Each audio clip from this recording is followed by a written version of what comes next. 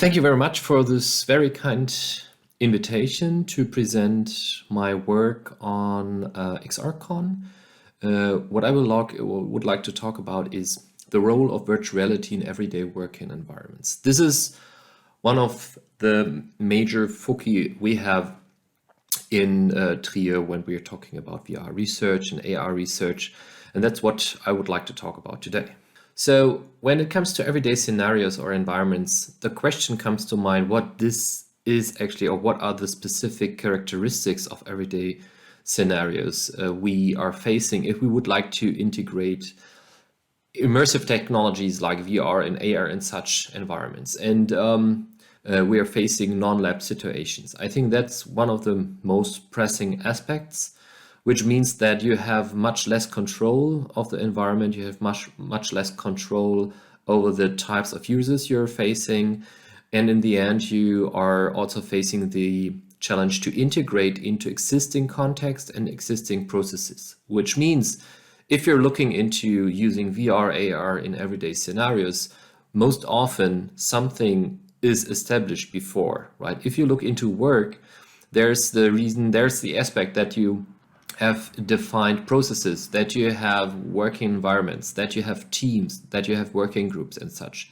And in this scenario, you would like to integrate new technologies, and that's a challenging aspect, not only for VR and AR, of course, but specifically if you look into such technologies, there are various aspects you have to come over. There are aspects like people don't like to wear glasses, they lose the relation to the real world, which is one aspect. You have other challenges like that you're playing into environments which are cluttered with material or furniture and things, and just to name a few. So to just mention it here, so we're currently in the process to publish an edited book with Springer together with colleagues of mine, Adalberto Simeone, Svetlana Bialkova, and Rob Lindemann, who is trying to cover this aspect in more depth than I can do it here in the presentation. Still, I would like to take the chance and the opportunity to present some of my work in this area. If you look into everyday context, what we mean when we look into what we're doing in our group with this aspect, we have various perspectives on everyday context. One major perspective, of course, is, as you see on the left side, work.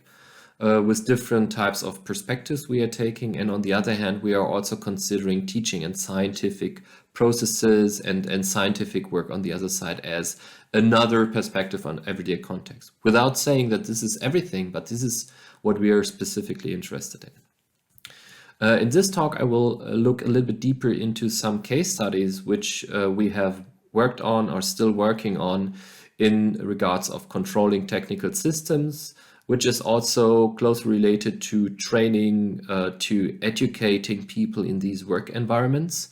But on the other hand, I would also like to look into this teaching and science domain with the work we are currently working on if it comes to using virtual museums to communicate scientific content to the general public, but also using creative tools in the context of scientific processes in a certain scientific domain, which will be archaeological sciences. But this is something I will come in a second. So the first case study I would like to present to you is a case which is related to work, meaning specifically in controlling technical systems. And if it comes to teamwork, meaning working together in teams, teams means like having a collaboration, working together with a common goal on specific tasks, which may be or may not also being interdependent, and meanings that you have to come up with solutions for also coordination.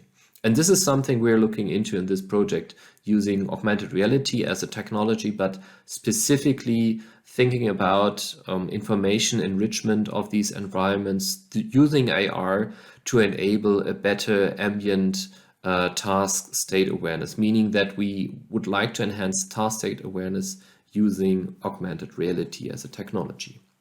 And that's what we are currently doing. So this is a technical process. As you see here, it's a water treatment facility, which is a simulation we are using in our actual research. And what we've developed is something called gaze guiding, which is nothing else than these visual integration of additional information into the actual workflow to support the user telling what to do. So this is a like supporting and control of the technical system, but also in a certain sense a training perspective to keep knowledge still available for people when using these systems. So as you see, this is a 2D application. We started our work with such simple general graphical user interfaces, but then we thought about how we could integrate that into the third dimension. And that's the work you see here. We have two team partners working together with an interdependent task on the left side and an individual task.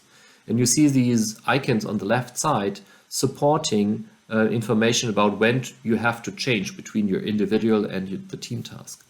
And that's what we are looking into. So using AR, enhancing these classical user interfaces, considering like having in the backend that you may use these in actual control environments where you have physical knobs and dials and such, and then use AR to enhance also these physical control rooms.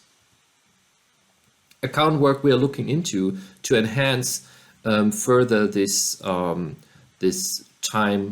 time-based coordination aspect is that we are thinking about using avatars. So representing the remote working team partner as an avatar right next to the locally working person, and then enhancing this team coordination task which came up in various environments.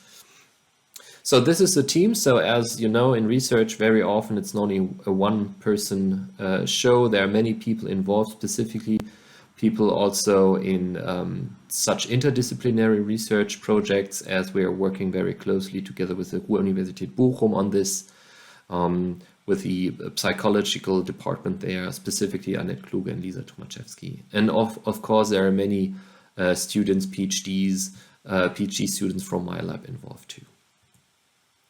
Another case that I would like to highlight here is the so-called Porter XR. So that's how we are calling it.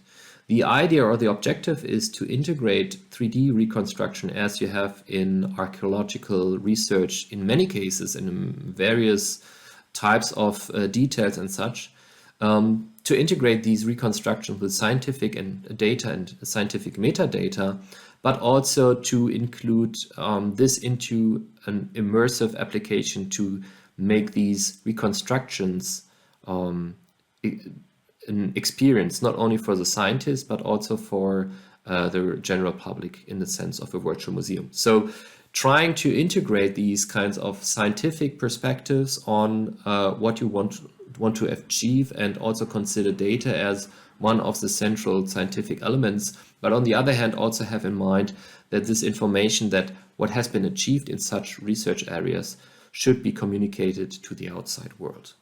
One of the major challenges we had in this project was that we needed to create a dynamic city model. So considering the ongoing research happening in this area, is that if you continue reconstruction from digging results and such, you always come up with new insights into buildings and reconstruction of building in a city, which makes it very hard to only use a static model and adapt this, because that's very costly. We thought about using an algorithmic dynamic approach to address this. So we used an OSM software stack as OpenStreetMap to create the basic structure of the city and indicate where specific types of buildings need to be integrated. That is coupled via controller with the information data set where to find which kind of reconstruction, using a model storage where the actual models are stored, and then using a Unity plugin to create this model when needed. So as you see here, first the known models are integrated, and then we also implemented algorithmic generation of standard housings if necessary. So this makes it much more dynamic to create these models, being much more flexible if new insight needs to be integrated through the OSM model of the city, and then also adapting the different models integrated into the city. Another aspect is the actual scientific data that needs to be structured. We are using in a project called Akut a knowledge graph based approach where various types of information from science is structured, and the idea is that if we have this structured information accessible through through web-based interfaces, we think also that this can be easily integrated into the actual reconstruction and city model in the next step. So that if a scientist is immersed in such a city environment, or in this virtual representation of this city model, also this additional information can be accessed in the reconstruction, just directly accessing the actual knowledge graph in behind. I talked also about the topic of virtual museums, and here's one possibility, one prototype we also implemented in this regard that has been a student work.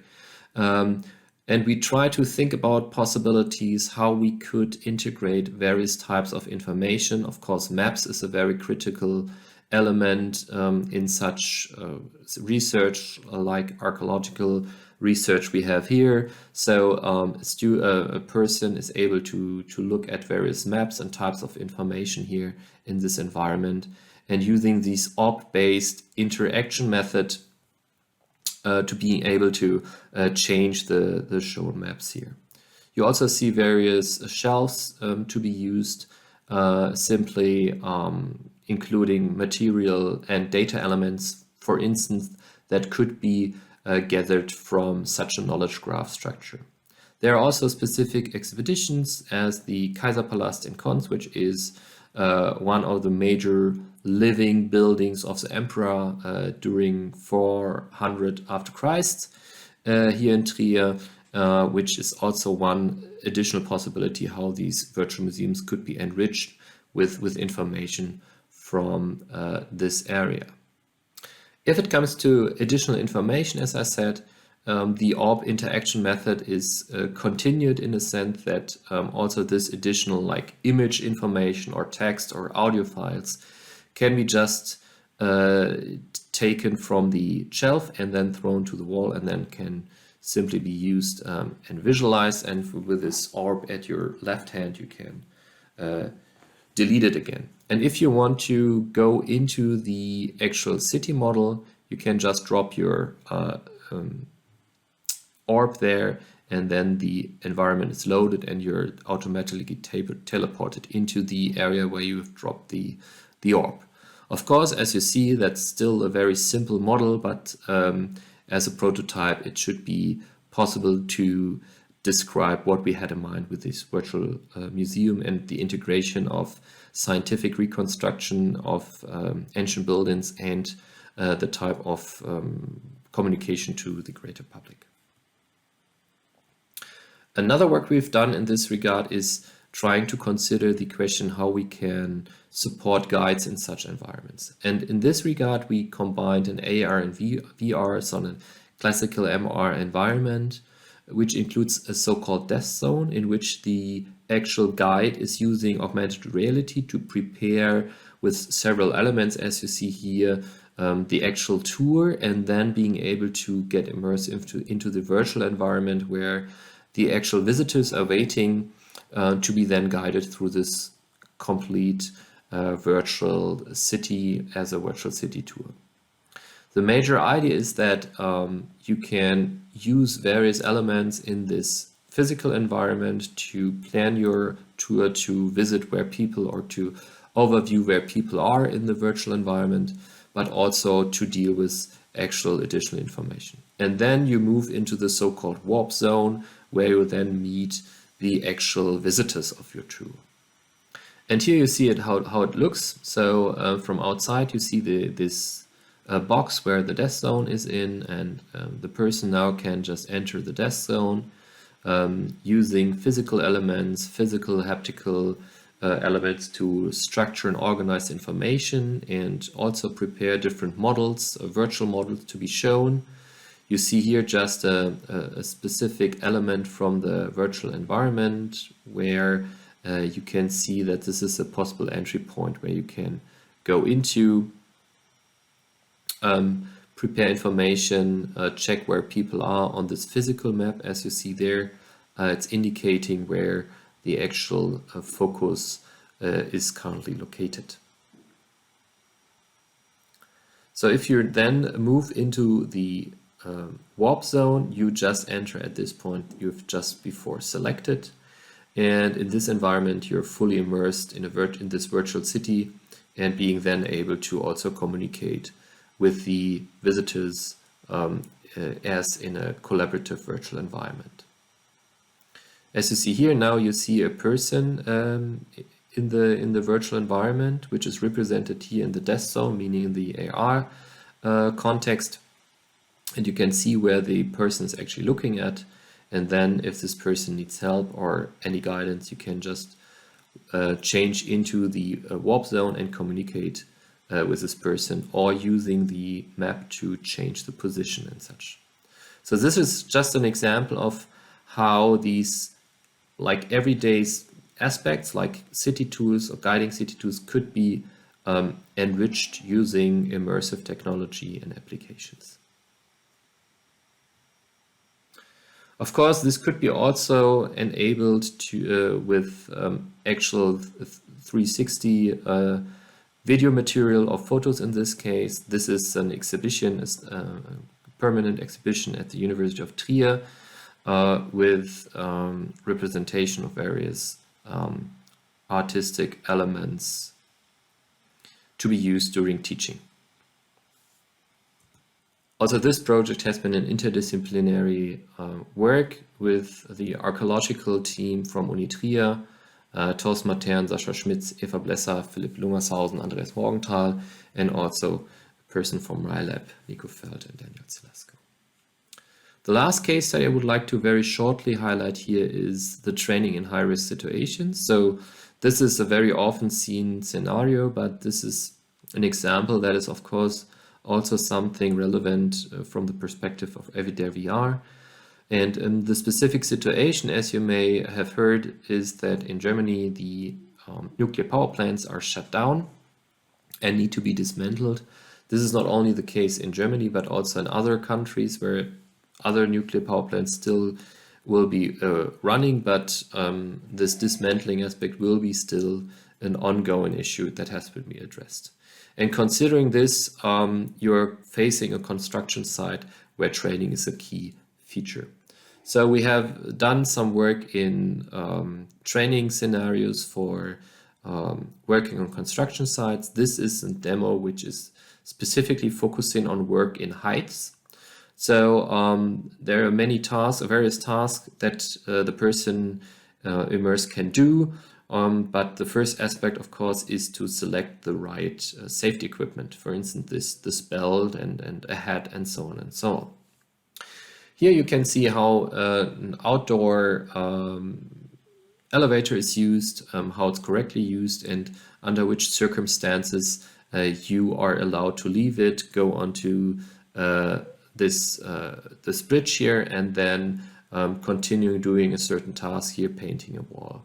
So this is a very simple example, but it has been very nicely received by the users that this is an additional and very helpful work, as specifically training in heights, as it's the case here, is something very hard to train without putting people into danger. Of course, in this area, not only single player but multi-user scenarios is a key issue, because normally training in such environments is not a single person situation. So we've also done some work on this. So this is currently ongoing work. We're implementing various training scenarios using, for instance, such heating modules as you've seen here. So the idea is that a team of persons need to use this module and do some training task on it, specifically interacting with it, opens, closing valves, etc., etc. A final example in this area I would like to show you is this training work we've done. It's a very simple algorithmic approach we use here, but the idea is to do some training for cleaning up surfaces of elements that have been cut out of a working or shut down nuclear power plant here. And this is a very important approach to clean the material and exclude any type of nuclear structure on it. So this is again an interdisciplinary work, as the training material is content-wise prepared by a team from Ruhr-Universität Bochum, and the implementation and development of the interaction concept are done in Trier. So this brings me to my last slide and to actually my takeaway message. I think that there is still a long way to go to establish research methods for everyday VR and AR. There are many aspects that needs to be addressed to really include and use such tools and environments and this technology in actual everyday scenarios. And finally, there's an open question how we're successfully integrate such tools, such software approaches into real life. So it would be great if you join in on this very interesting and very broad and still largely unresearched area to bring VR, AR into everyday working environments. So thank you very much for listening, and I'm happy to take any questions.